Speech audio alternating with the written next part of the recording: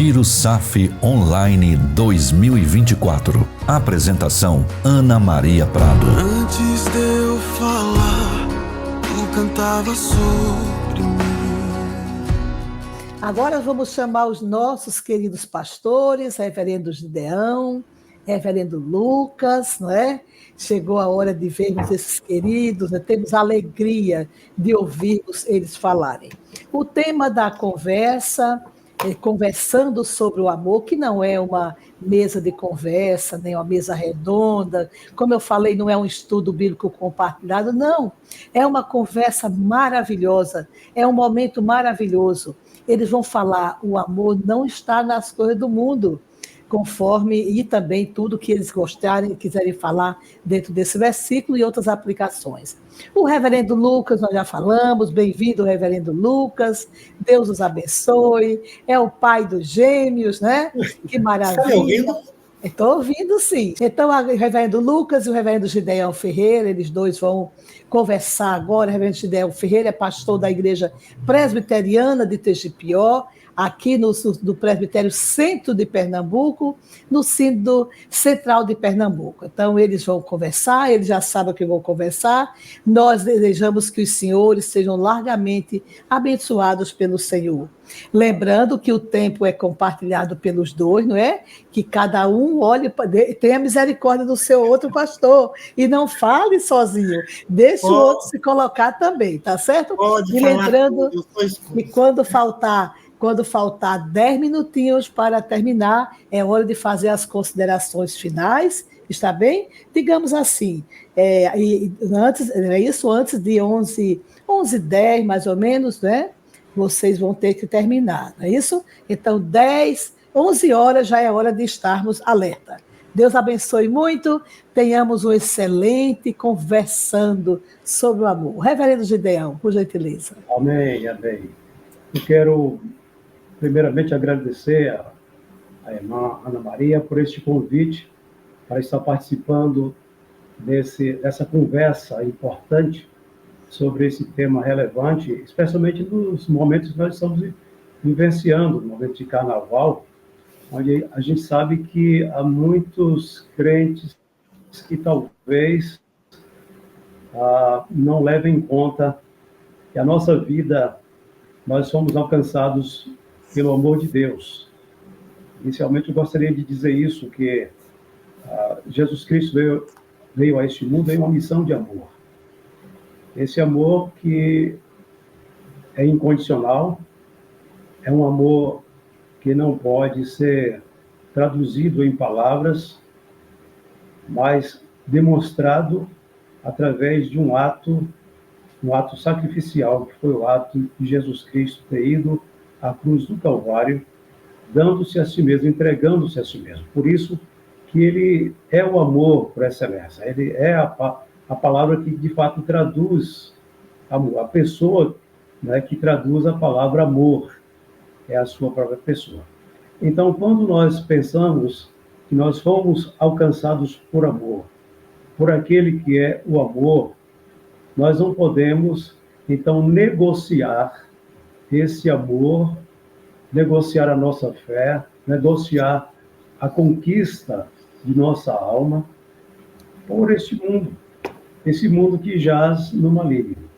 Então, acredito que essa conversa de hoje, ela vai ser bastante elucidativa, importante para todos nós, e esperamos que os irmãos possam realmente prestar atenção, tudo direitinho, para que possamos aprender tudo aquilo que o Senhor tem reservado para cada um daqueles que se encontram aqui nessa conversa, nessa sala de conversa sobre este assunto. Que Deus abençoe, e quero também dizer da nossa satisfação de conhecer o reverendo Lucas, embora virtualmente, né? Nós trocamos algumas mensagens ontem, mas não deu para a gente se falar, mas sempre devido às nossas... Já somos amigos, não tem jeito mais. É isso aí. Mas vamos lá. O irmão quer iniciar ou quer que eu dê prosseguimento? Pode continuar. Pois bem. Então, quando nós olhamos para esse tema e diante do que João escreveu, nós queremos dizer assim que realmente esse tema é atualíssimo, muito atual, porque, segundo algumas pessoas, a gente vive hoje uma espécie de cristianismo denorex. Não sei se essa expressão é conhecida por todos, né? É aquele shampoo que era usado para caspa, que se chamava Denorex, que tinha um cheiro de remédio, né? Uma aparência e cheiro de remédio. Por isso dizer, Denorex parece, mas não é. Parece remédio, mas não é. Então vivemos em um mundo assim, em que muitos estão misturados, estão bastante miscigenados aí com o mundo, e professando a sua fé em Jesus Cristo, mas não levando Deus a sério. Estão divididos, as suas mentes estão divididas. E há uma outra expressão, me permitam, um adágio popular, que se fala do crente Raimundo, ou seja, aquele crente que está com um pé na igreja e outro pé no mundo. É uma expressão meio grotesca, mas diz de uma realidade que estamos vivendo há muito tempo. Muitos crentes, obviamente, não estamos aqui generalizando, mas há muitas pessoas que professam a fé em Jesus Cristo, mas não entendeu a profundidade deste amor com o qual foi alcançado por Jesus, não entendeu que agora nós somos propriedades do Senhor. Não nos pertencemos a nós mesmos.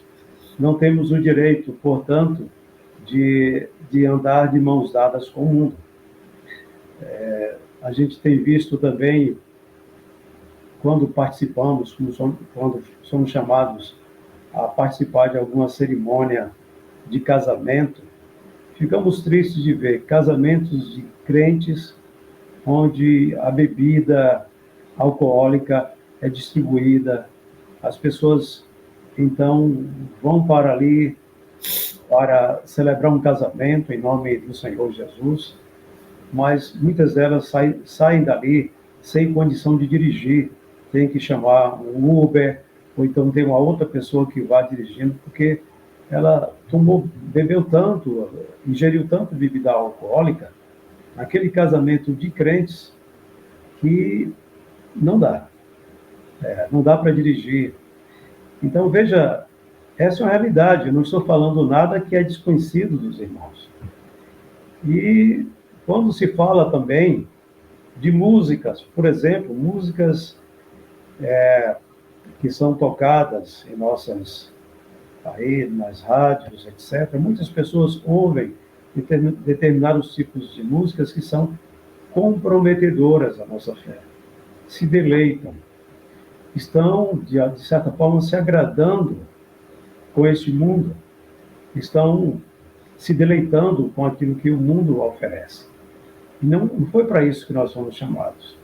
Nós nascemos de novo, nascemos em Jesus Cristo, somos novas criaturas, as coisas velhas passaram, e eis que tudo se fez novo. Nós temos que entender que vivemos no mundo, mas não pertencemos mais a este mundo. Então, é nesse contexto também que nós podemos entender o que João está a dizer-nos, né, nessa perícola que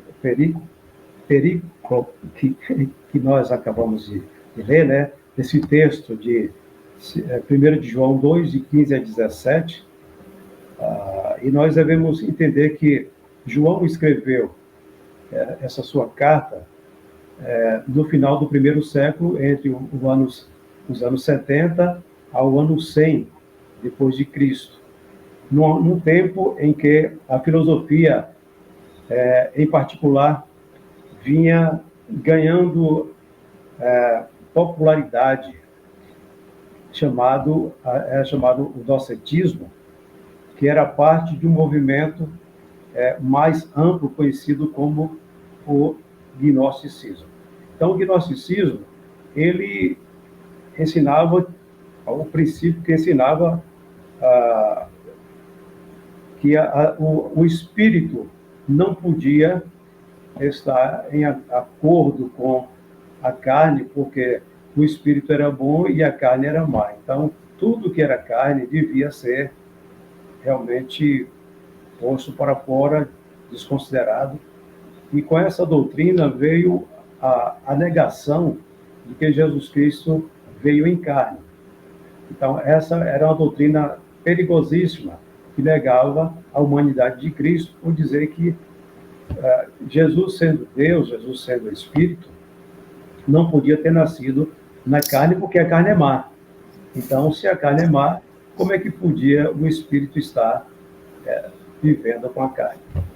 Então, aí nós vemos que essa doutrina ela era propalada naqueles tempos, e o apóstolo João ele escreve aos crentes, aquelas pessoas que eram da igreja da Ásia Menor.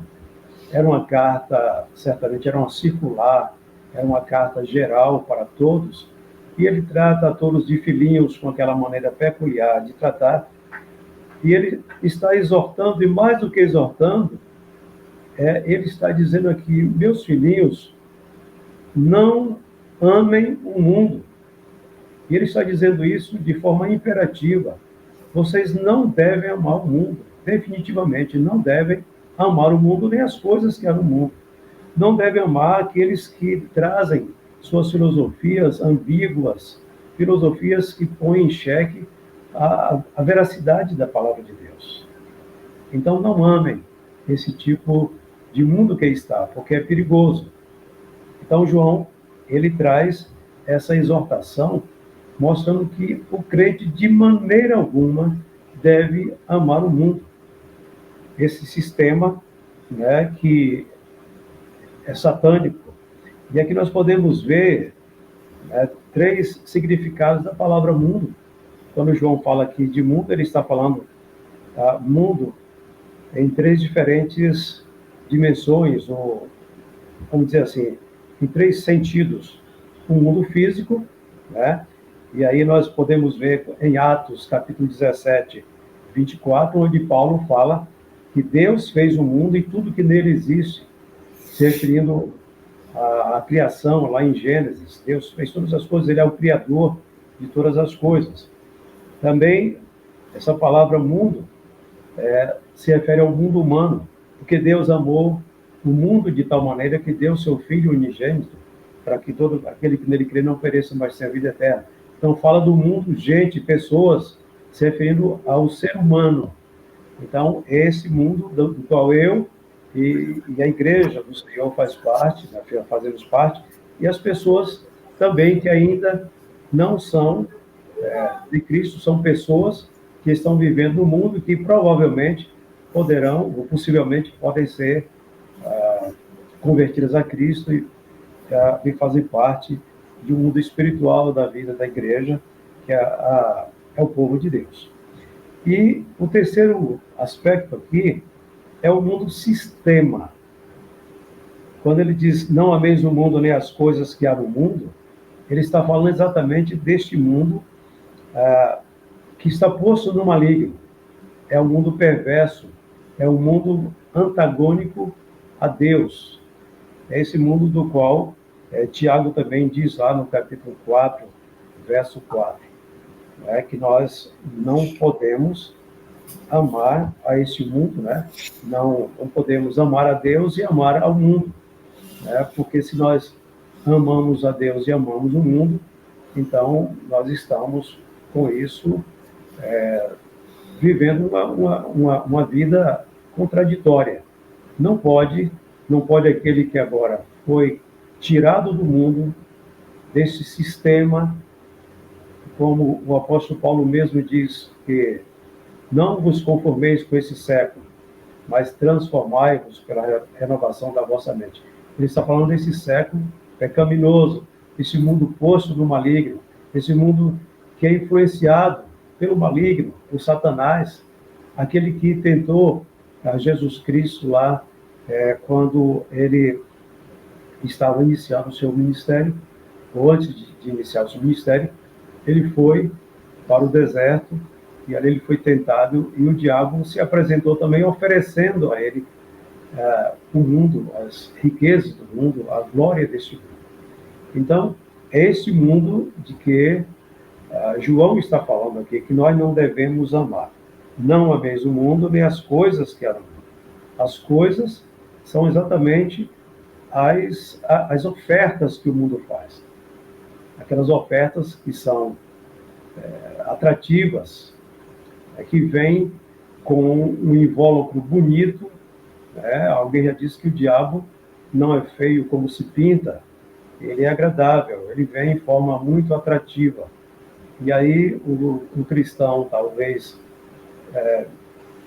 desavisado, ou sem percepção, sem visão espiritual, pode ser enredado, pode ser enganado com essas filosofias, com esses chamativos e tantas outras coisas que muitas vezes nos levam para a perdição, nos desvia do caminho da verdade. Então, inicialmente, eu queria dizer isso e passo aí a bola para o meu colega para dar continuidade, falando mais alguma coisa sobre isso ou alguma coisa mais que queira dizer a esse respeito. Não, eu quero perguntar, né? Pois é.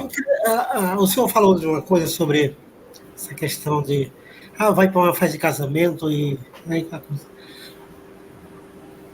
Quando o Ministério da Saúde se torna mais ético do que a igreja, o que o senhor acha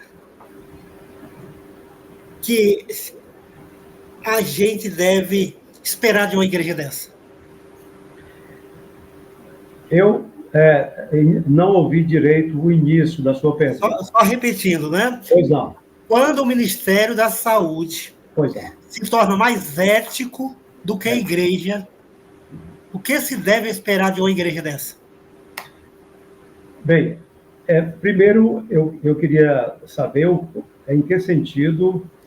Em que sentido? Porque o Ministério da Saúde diz o quê? 2 latas de cerveja, você não pode andar de carro, você não pode isso, você pode aqui, entendi. E às vezes a mesa está lotada, né? Pois é, meu irmão. Esperar de uma igreja quando o Ministério da Saúde é mais ética do que ela. Aí entendi perfeitamente. Então, o irmão já pode imaginar que dedução nós podemos fazer de uma pessoa que se declara convertido a Cristo, se declara uma nova criatura, que é chamado santo, separado do mundo, para servir ao Senhor, para dar testemunho diante do mundo, para ser parecido com Cristo. E alguns chegam até a dizer, não, mas a Bíblia, ela não proíbe beber, ela proíbe a embriaguez.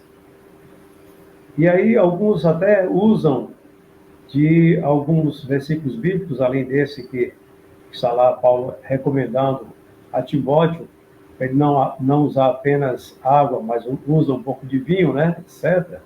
E aí é um pretexto para que alguém possa usar de forma abundante o vinho.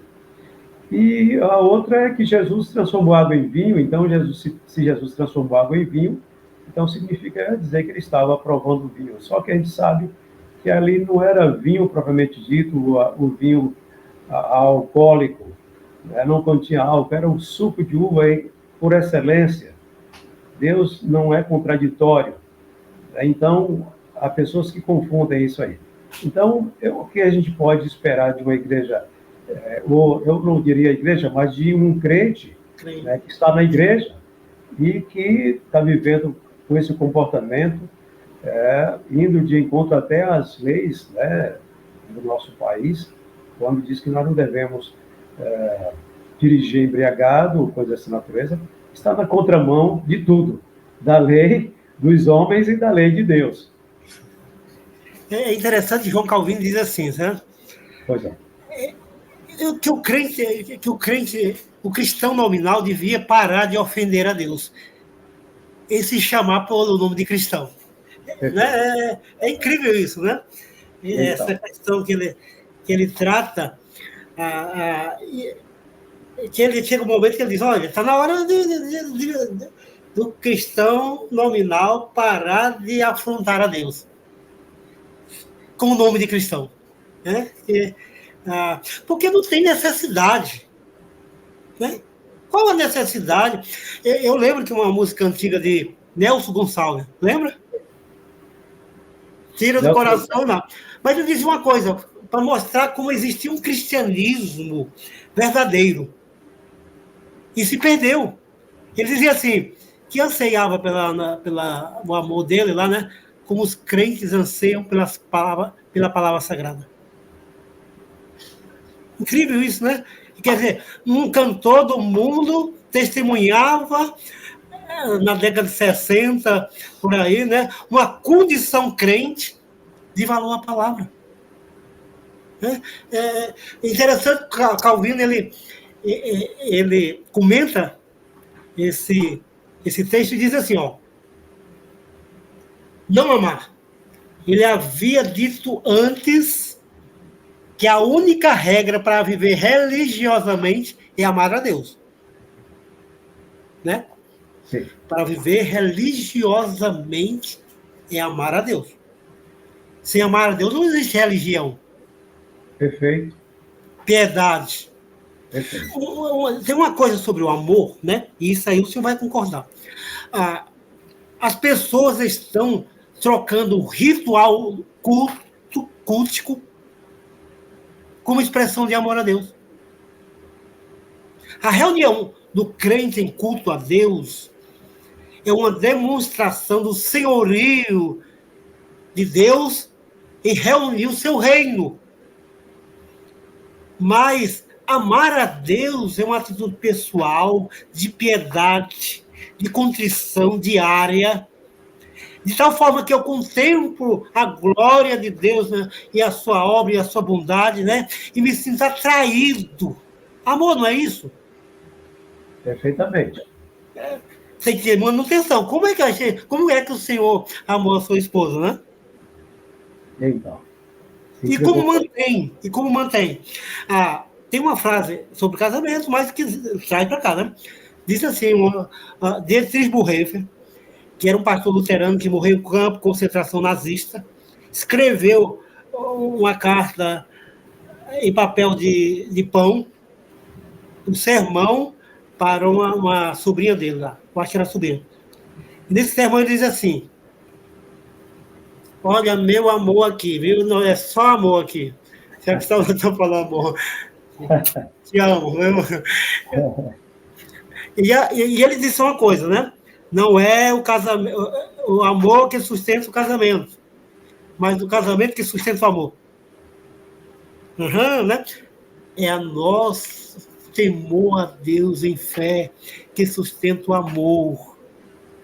Não é o culto, que é somente demonstração de que somos o reino de Deus. Por isso que nós nos juntamos numa comunhão, né, de súditos.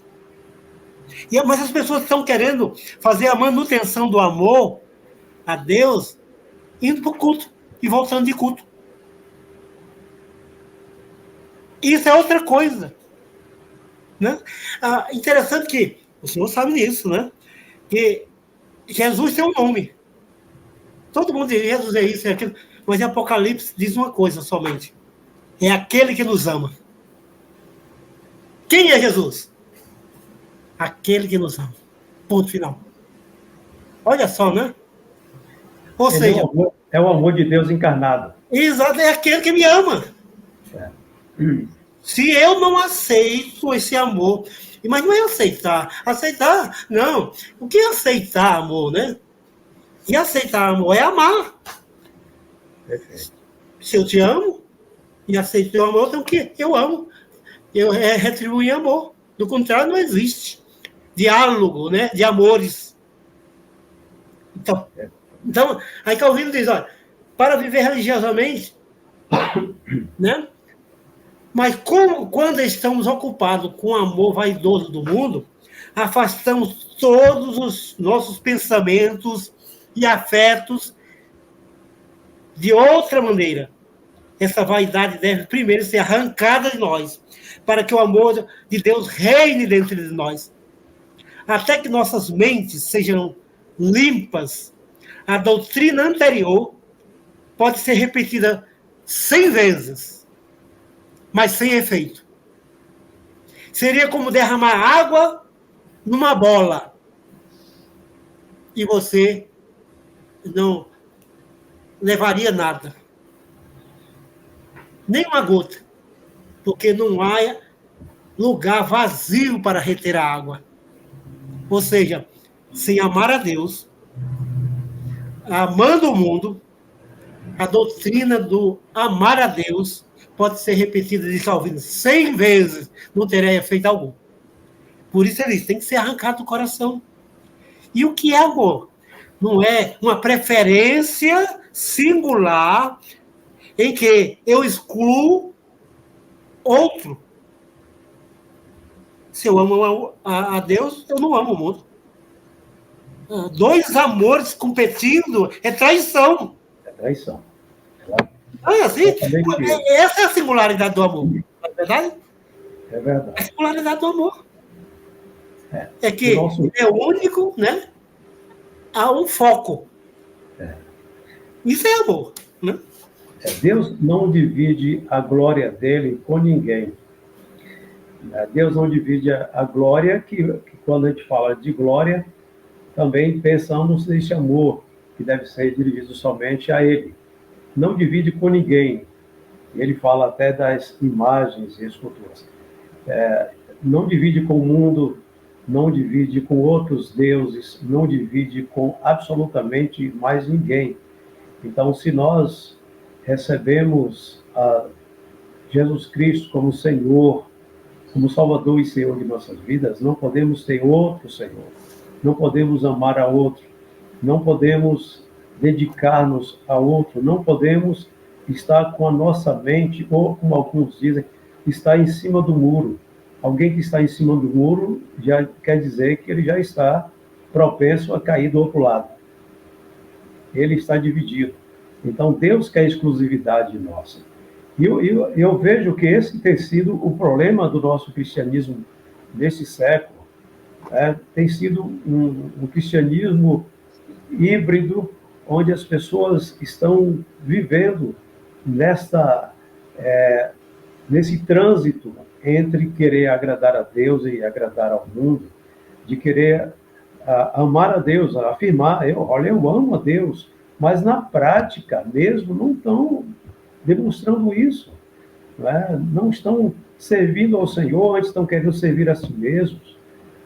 Então, o ir ao culto, como o irmão se referiu aí, achar que ir assistir ou ouvir a um sermão e sair dali e continuar a sua vida da mesma forma, isso não significa dizer que a pessoa foi edificada, não significa dizer que a pessoa foi transformada, não significa dizer que a pessoa, com isso, teve a sua fé acrescida das coisas de Deus, da palavra de Deus, para viver fortalecido e, dessa maneira, ter condição de se opor ao mundo.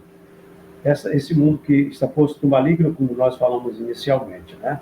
Então, temos que entender isso. Temos que amar ao Senhor sobre todas as coisas, ter a Ele como o nosso bem maior, né, como nosso Senhor, e rejeitar tudo que for contrário a esse Deus, tudo que Deus odeia, tudo que Deus não permite ser acrescentado à nossa vida, porque a nossa prioridade é dele. Então, João está nos ensinando isso. É interessante que é o meu pensamento de Calvino nessa questão, né? Que ele diz, o mundo, amar o mundo, né? Primeiro, colocar o coração. Né? É você comprometer o coração e todas as disposições dele. Isso é amar. Né? De tal forma que compromete, né? Compromete todas as nossas intencionalidades. Em termo humano, é o afeto mais intenso, amar. Lembra de Jesus lá com Pedro? Pedro, tu me amas? Oh, Senhor, eu gosto de tu, né? Eu tenho um afeto, eu tenho um apreço, Pedro, homem, o que eu quero saber é se você me ama, é se o teu coração está totalmente comprometido, radicalmente, de tal forma que não existe mais amores. Jesus, eu te amo. Então, apacenta do bem. Aí sim, agora você é aquele que está pronto para tudo, até ajudar o outro. Ou seja, sem essa radicalidade do coração, chamado amor, e aí está, o coração humano é radical. Depois que pende para um lugar, ele se torna vicioso. É verdade. Então, que Deus seja o nosso vício. Né? Sim. Tanto vício. Então, é interessante isso, que o senhor sabe, já percebeu isso. A gente sabe se nós somos mundanos, se algo modifica o nosso humor. Imagina, a pessoa vai para a igreja pela manhã, chega lá, a igreja é fechada. Aí diz, eu pensava que tinha escola dominical hoje, não tem escola. Então eu vou aproveitar, vou no shopping. Então eu vou aproveitar, vou visitar meu tio, minha tia, minha avó. Ótimo, é claro, tem que valorizar a família. Pronto. Mas se chegar em casa e a geladeira deu um problema, o carro estourou o pneu, aí pronto, o mundo se acaba. Mundano. Ele não entra em crise se não lê a Bíblia, não entra em crise se não ora, não entra em crise se não cultua, não entra em crise. Mas os cuidados da vida, se lhe falta, ou se lhe atinge, o mundo desaba sobre ele. Ele fica mal-humorado, enraivado, chuta o balde. É mundano.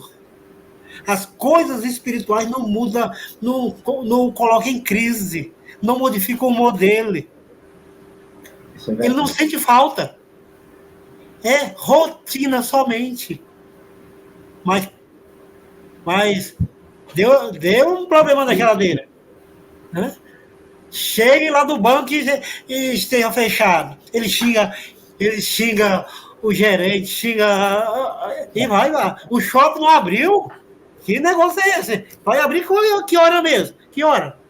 Mas não tem horário para ler a Bíblia, não tem horário para orar. É mundano. Porque todos os afetos dele estão comprometidos com as coisas do mundo. Justamente. Ele ama a geladeira.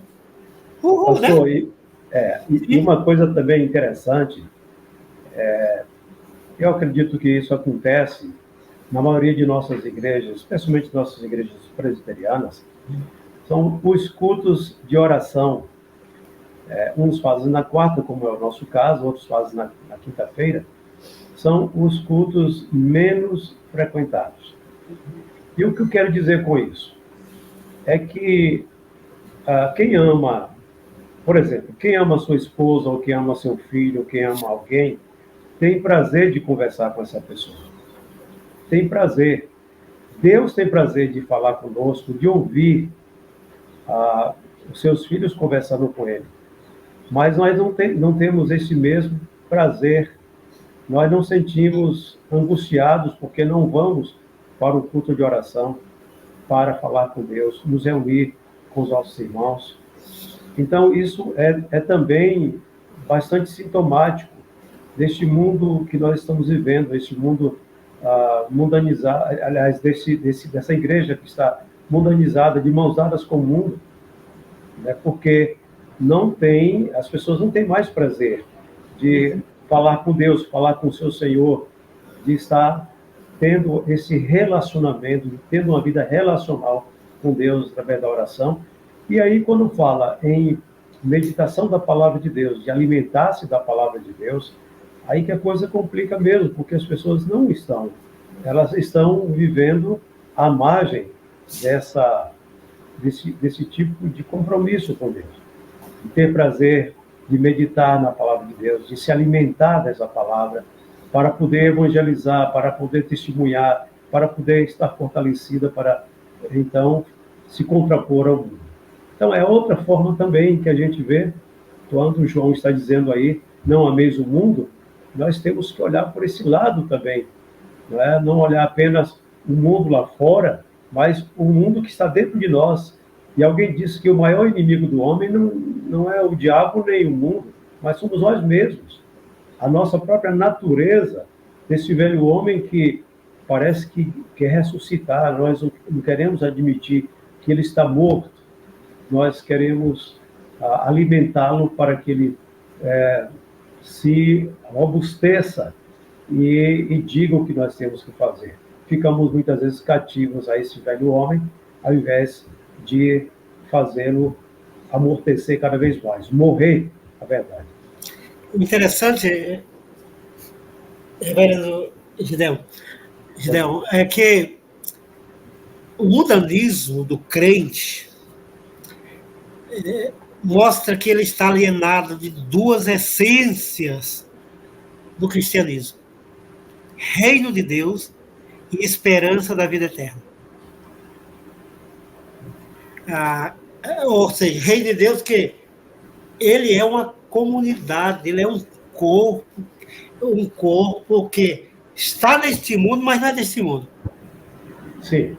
Ele tem um governo que não é deste mundo. Então, as coisas desse mundo, para ele, perdem o valor porque não é do seu rei. Perfeito. Né? E esperança da vida eterna, porque Agostinho dizia assim: vencedor é aquele que ama aquilo que não pode ser tirado. Ame a Deus, que não pode lhe ser tirado, e você será vencedor. É verdade. Então, se eu não tenho esperança da vida eterna, qual será a minha esperança? É na minha geladeira, é no meu carro, é nas coisas. Por isso que modifica o meu humor, porque aí está o meu tesouro. Onde estiver o teu coração, aí está o teu tesouro. Ou seja, na verdade, é uma pobreza extrema do crente quando ele se aliena do reino de Deus e da esperança da vida eterna. É verdade, meu irmão. Isso é uma grande verdade. E uma coisa interessante também é quando João, assim, ele continua falando aqui no texto, né? Ele fala sobre a concupiscência, porque tudo que há no mundo, a concupiscência da carne, a concupiscência dos olhos, a soberba da vida, não procede de Deus, mas do mundo. Nós queremos lembrar aqui também que esses três elementos que são aqui colocados, eles têm um significado importante. E que alguém até já comparou esses três aspectos com aquilo que aconteceu com Eva, com a tentação de Eva lá no Éden, né? Onde ele fala da concupiscência, né? Concupiscência da carne, inicialmente, a concupiscência da carne, que é exatamente esse desejo egoísta, pecaminoso, que nos atrai para longe de Deus, que são as nossas cobiças. A cobiça da carne refere-se às paixões e prazeres sensuais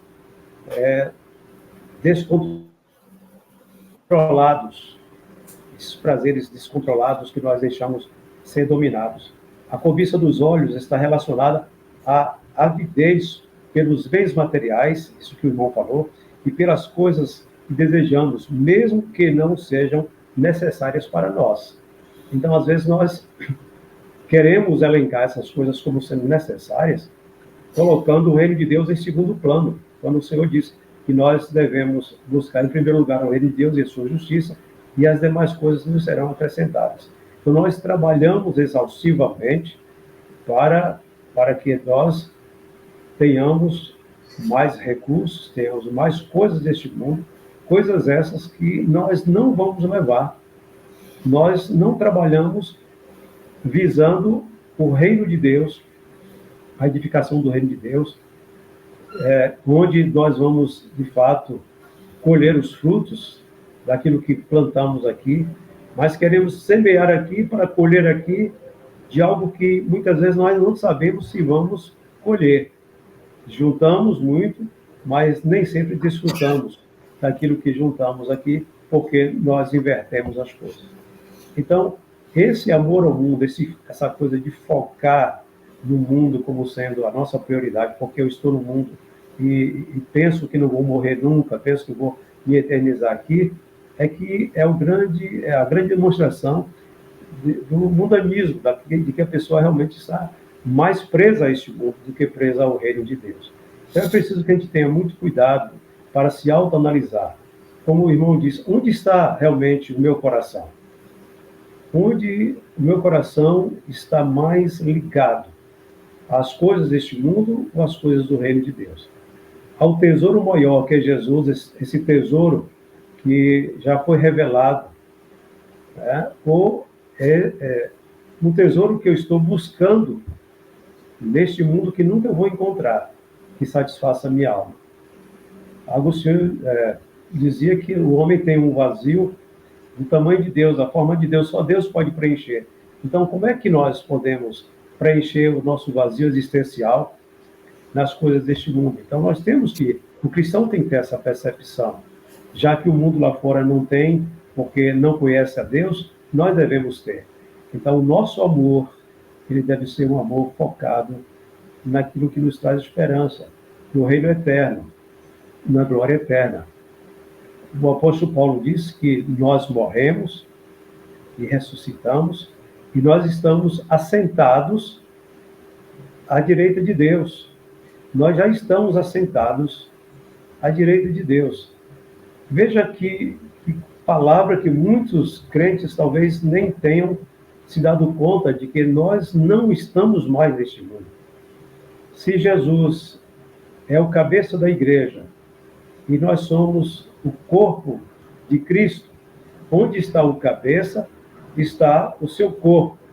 Não pode o corpo estar separado da cabeça. Então, nós já estamos assentados nos lugares celestiais em Cristo. Então, nós não pertencemos mais a este mundo. Não estamos aqui apenas fisicamente, mas espiritualmente. A nossa vida já está oculta juntamente com Cristo. E quando ele vier buscar a sua igreja, quando ele nos chamar, então nós estaremos totalmente ligados a ele, distantes deste mundo totalmente. Então, devemos ter essa consciência.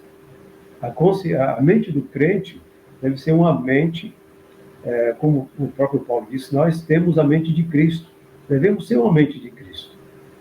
Devemos buscar a maturidade espiritual de tal maneira que nós não venhamos a sentir prazer nas coisas do mundo, mas prazer nas coisas espirituais. Paulo diz, então, também, lá em Colossenses, nós devemos pensar nas coisas lá do alto, não nas que são aqui da terra, porque nossa vida está oculta em Cristo. Então, veja como é importante analisarmos esse texto que nós lemos aqui, que estamos discutindo, né? E vemos como muitas vezes nós cristãos estamos equivocados, muito presos. E aí, essa é a razão porque a igreja não avança tanto, porque nós estamos lutando contra nós mesmos, lutando sem saber para onde nós estamos indo. Estamos indo para a presença do Senhor, para estarmos com o Senhor, ou estamos querendo ir voltar para o mundo, como os israelitas, quando saíram do Egito, eles queriam voltar para as panelas gordas, para as quiabadas, para as coisas boas. Eles tinham comida, embora fossem escravos, eles queriam permanecer lá no mundo, no mundo idólatra, no mundo de escravidão. Mas não podemos retroceder. Nós caminhamos e devemos caminhar, olhando firmemente para Jesus, em direção à glória eterna, em direção à Canaã celestial, não voltando os nossos olhos para o mundo, como se dele estivesse nos agradando, como a mulher de Ló, mas caminhando na direção daquele que pode nos dar esperança, Jesus Cristo. Quando a gente é confrontado com esse texto, né, temos que ponderar uma coisa, né? O mundo é uma boa obra de Deus. João não está nos limitando de entretenimento, de boa amizade, de viver, de viver. Certo. Ele está limitando a nossa pecaminosidade. Sim. Ou seja, fazer as coisas sem vaidade, sem orgulho, né? Sem egoísmo, sem concupiscência, né? Onde está, né? Não é sem cavernar.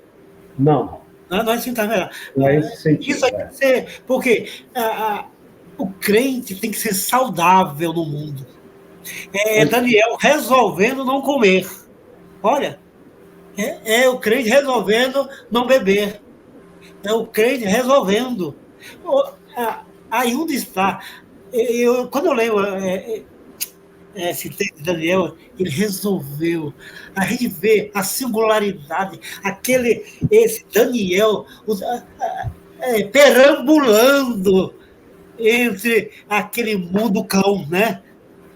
Já pensou? Que beleza! Porque resolveu, né, não comer como os babilônicos, né? Não comer como pagão, não beber como pagão, não dormir como pagão, não se entreter como pagão. Perfeito. Que grandeza, né? Essa altitude da Daniel. Resolvi. Fincou o pé. Estava já chegando na boca. Quer saber? Eu resolvo não beber. Ele fez uma opção. E resolução, né? Correta. Isso é formidável, né? Se eu pudesse, eu ver a vida lendo esse texto, né? Pois é. Essa condição. Então, pastor, aquilo que o senhor falou aí, que é muito importante, e que também a gente deve dar esclarecimento para quem nos ouve, não quer dizer que, pelo fato da palavra de Deus dizer que nós não devemos amar o mundo, não quer dizer que devemos nos alienar dele. Pelo contrário, nós somos sal da terra e luz do mundo. O sal não pode salgar se estiver no saleiro, e nem a luz pode iluminar se estiver debaixo do alqueire. Ela tem que estar no velador e tem que estar, esse sal tem que estar em contato com a massa. Então, estou pensando nisso que você está falando aí a coisa andando, né? Esse é o testemunho. Assim, só o crente deveria, né? Só o crente deveria conhecer o verdadeiro sabor de um sorvete, de uma boa pizza. Sabe por quê? Porque só o crente deveria saber escolher bem as coisas, os sabores, a vida, a alegria, de tal forma que nada neles fosse vicioso, mas tudo gostoso. Pois é. Isso... há uma palavra lá em Isaías, diz assim, que se nós obedecermos ao Senhor, se formos fiéis a Ele, comeremos o melhor dessa terra. Tudo é de Deus. Então, Deus reservou o melhor para nós. E, às vezes, o ímpio é que tem comido o melhor. Temos o feito do melhor e, às vezes, a gente fica com o resto. Mas temos que saber que tudo é de Deus. Às vezes, são súditos do reino, devemos comer o melhor, mas não colocar o meu coração nisso, naquilo que é só agradável aos olhos, ao paladar, etc., a carne. Devemos saber que há algo de que nós precisamos nos alimentar abundantemente, que é da palavra de Deus, né? Do Senhor Jesus Cristo, que é o nosso pão, o pão vivo que desceu do céu. Vou fazer uma pergunta, né? A pessoa está na ponte lá, pula ou não pula, né? Pronto, minha vida não tem mais jeito, né? Eu não tenho inspiração para viver. Aí olha para um crente. Será que ele vai dar inspiração com essa vidinha, né? A essa pessoa para desistir de morrer? Porque a vida dele tem gosto. Ou quando ele olhar, diz, agora é o que eu vou mesmo, né? Agora é o que eu vou, né? Veja como a vida de Jesus fazia a pessoa desistir de morrer eternamente.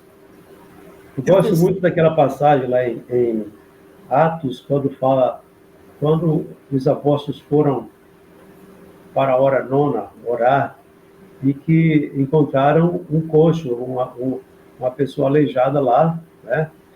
Então Pedro disse, olha para nós, olha para nós. Então, Isso mesmo. as pessoas estão hoje dizendo, olha, não olhe para mim, olhe para Jesus, olhe para outro. Você olhava... Mas incrível, não, é incrível.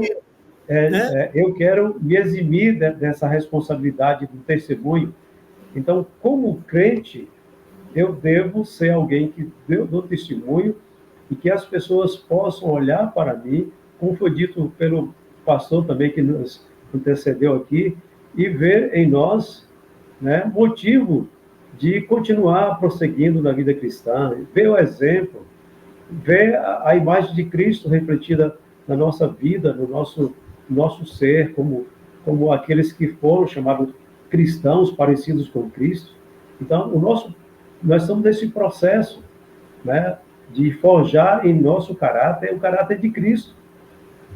Então, não posso dizer, olha para o outro, não olhe para mim, não, olha para nós, no sentido de que, olha, a nossa vida foi transformada.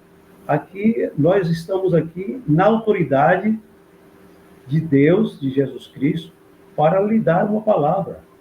Então, eu só posso ter essa autoridade se eu realmente vivo a palavra de Deus, eu dou testemunho dela. Interessante que Lutero dizia que nós temos que ser um outro Cristo para o irmão. Sim. É incrível isso, né? E interessante que eu sempre gosto de brincar assim, ó. A gente se chama de cristão. Olha só, cristão, um Cristo grande. Não é? Olha, que coisa, não? Um cristão. Não é um cristão, é um cristão. Irmãos, eu sou um cristão para você. Eu sou um Cristo para você, não. Eu sou um cristão. Isso devia dizer muito para nós, né? Pois não, exato. Devia dizer muito para nós.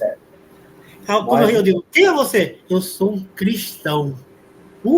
Né? Olha o tamanho. Não basta ser só Cristo, né? Eu sou um cristão. Eu posso brincar com a grandeza do que nós queremos ser. Que sejamos grandes mesmo, porque a estatura de Cristo é tamanha. Né? É tamanha. Que sejamos cristãos, né? Que sejamos cristãos. Que sejamos cristãos. É isso que o mundo quer ver em nós. Aquilo que nós pregamos, dizemos crer, com aquilo que vivemos. Essa aliás, é uma expectativa que o mundo tem quando nós professamos ser cristãos.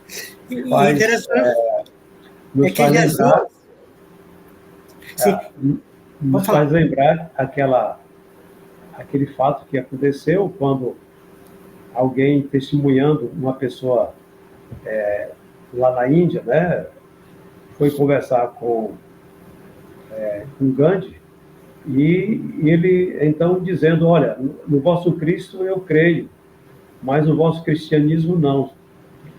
Querendo dizer que ele cria em Cristo, sabia que Cristo era realmente o Filho de Deus, etc. Mas no cristianismo que é vivido por vocês, cristãos, naquele contexto ali, esse não creio, porque a gente só vai testemunhar de alguém que crer quando pratica as mesmas coisas. Um discípulo é aquele que faz aquilo que o seu mestre pratica. Então, é isso que se espera de alguém que foi discipulado a Cristo, de alguém que foi chamado das trevas para a luz, de alguém que foi chamado do principado de Satanás para o reino do Filho do seu amor, de alguém que antes vivia de mãos dadas com o mundo, fazendo a vontade do diabo e da carne, e que agora é um servo de Deus e é um escravo de Cristo, né? E, como o próprio Jesus disse, aprendei de mim, que sou manso e humilde de coração. Aprendendo de Jesus constantemente, vivendo nessa... Pronto, minha irmã. Ok. As considerações finais podem fazer, tá? Pronto. Faltam 10 minutinhos. Então, vou fazer as minhas, e o reverendo Gideon faz. Então, eu quero rapidamente dizer para todos nós, para mim e para todos que nos ouvem, nós devemos cada dia, especialmente quando nós estamos avizinhando-nos da segunda vinda de Cristo, nos posicionarmos cada vez mais como aqueles que amam a Jesus, que amam a sua obra, e rejeitando toda a oferta do mundo e toda a vida pecaminosa, que nós possamos nos santificar cada vez mais, que possamos cada vez mais testemunhar de Jesus Cristo, não apenas com palavras, mas também com ações. Essa é a nossa palavra. Quero agradecer aí a SAF, né, através da sua presidente, Confederação Nacional de SAF, e oportunizar, né, que faz anos que eu não converso com um colega assim, né? Faz anos que eu não converso com um colega sem pregar, né? E sem pregar. É encantador, né? A gente só dialogar e aprender e se edificar. A minha consideração final é o seguinte: Jesus esperava visibilidade do crente. E ponderar uma coisa, a gente fez muita, parece, crítica ao cristianismo, né? Aquele que se diz cristão, mas, como diz o credo, creio na igreja. Eu acredito que você é cristão. Por isso, porque acreditar que você é cristão, tenho todo motivo de me reunir e cultuar com você a Deus. Isso aí é o que me faz sair, ir à igreja, porque eu vou encontrar um cristão. Porque cristão existe para o cristão. Eu acredito no seu cristianismo. E eu acredito que esse mandamento faz parte do seu coração e de obediência a Deus. Amém. Deus abençoe isso, né? Amém.